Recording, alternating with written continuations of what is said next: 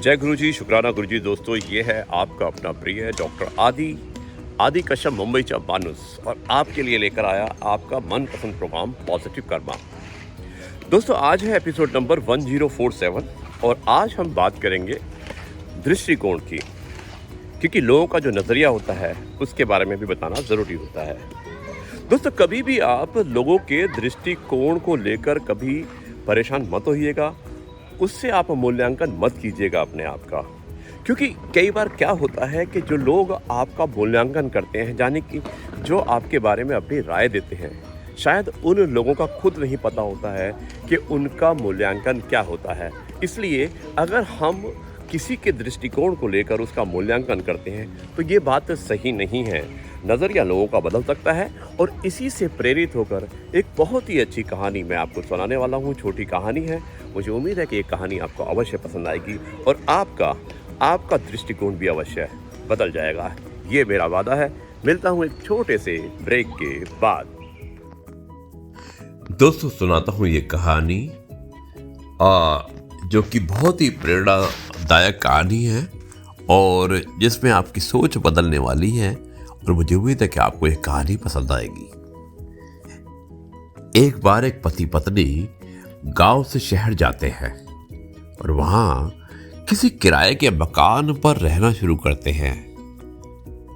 सुबह उठकर पत्नी खिड़की के बाहर देखती है कि दूसरे किसी की छत पर कपड़े सूख रहे हैं, जो कि बहुत गंदे हैं।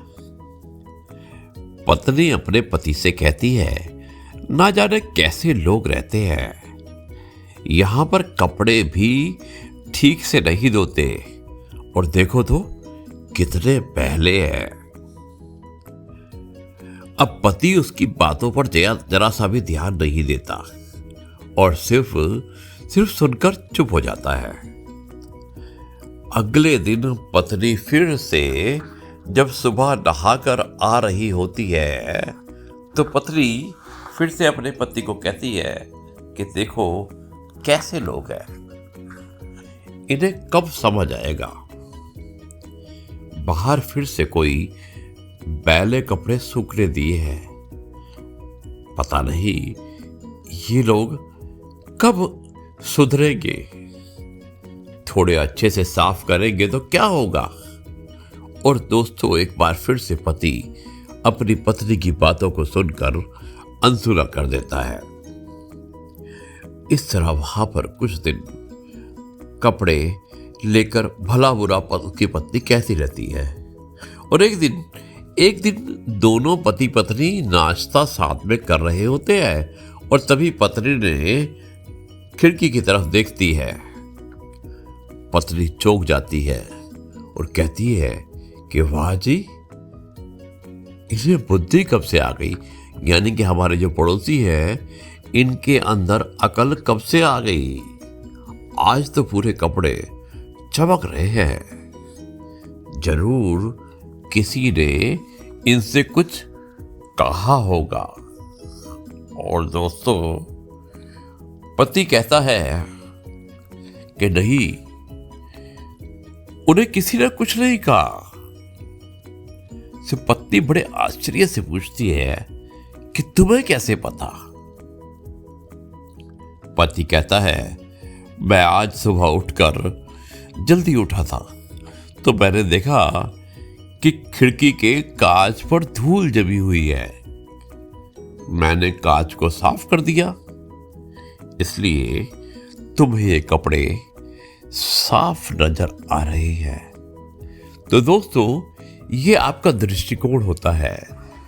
जो पत्नी थी, उसे हमेशा कपड़े गंदे नजर आए क्योंकि उसने कांच के जो गंदा कांच था उसके माध्यम से देखा, और उसने कभी नहीं सोचा कि उस कांच को साफ कर लिया जाए।